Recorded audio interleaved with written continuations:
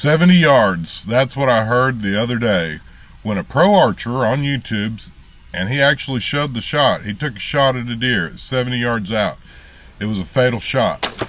I'm going to throw that in there. He's a professional. He is an elite archer.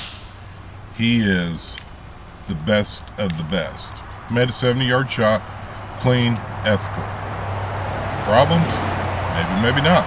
That's what this video is going to be about.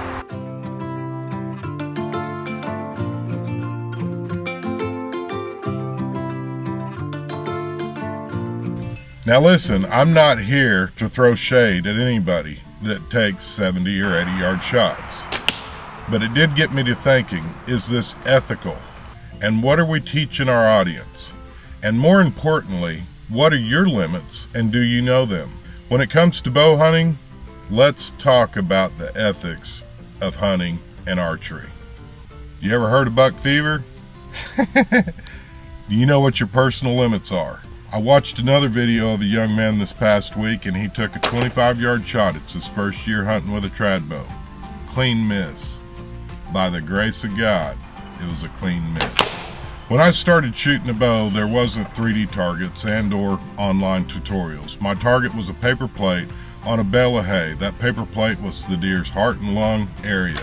No sights, no stabilizers, just a lot of raw practice. My goal was to hit that paper plate consistently, and honestly, half the time I was just glad as a young new archer if the arrow even stuck in the hay bale, not to mention the barn wall.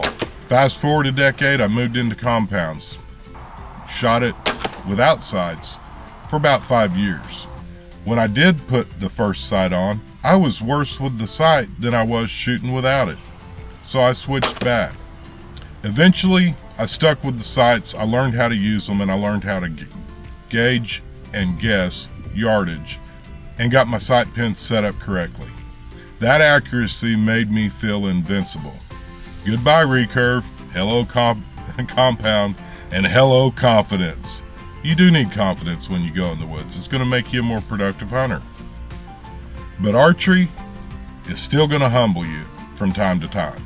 Later in Oklahoma, I had dreams of hunting McAllister, and we're talking much later, a couple of decades later. I had dreams of hunting McAllister. If you haven't heard about it, it is the holy grail of the draw-only archery hunts at the old Army Depot. I picked up my Bear Recurve.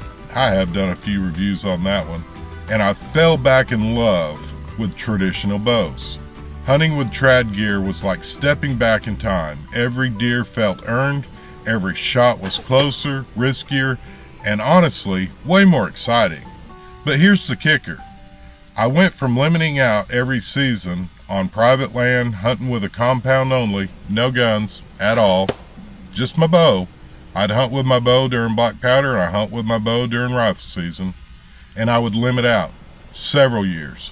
But I also went from limiting out to seeing a lot more deer. With trad hunting, I had to set my limit of no more than 20 yards max, and realistically my goal was 12 to 15 yards or closer. But I also saw more deer, I hunted more public land with my wife, and honestly had a lot more adventures, and that was the trade-off. Less venison, but a lot more memories. With trad bows, my range shrank dramatically. 20 yards used to feel good, but I learned real quick that 10 to 15 was kind of my ethical range. Could I fling arrows further? Sure. Should I? Probably not. And I'll be honest with you, one of the hardest things I've ever dealt with in hunting happened at 20 yards. The biggest buck I've ever seen in my life was right at 20 yards. No way was I going to attempt injuring this animal. Now, part of being humble. Not last year, but the season before, I had a buck right at 15 yards, perfect shot, or at least I thought so. I had him dead to rights, but as I released, he ducked slightly. My arrow hit high, no pass through, and I watched him run off with my arrow. My stomach dropped. We searched that night, several of us, and I continued searching the next day. We did every search you could think of, grid search, circle searches, everything. No blood, no deer, no arrow. I beat myself up over this for months. Honestly, I didn't want to pick up my trad bow for a long time, and I didn't. Here's the part that really humbled me. Last year with my Matthews switchback, I did switch back to it last year, I arrowed a buck that I'm 99% sure was that same deer.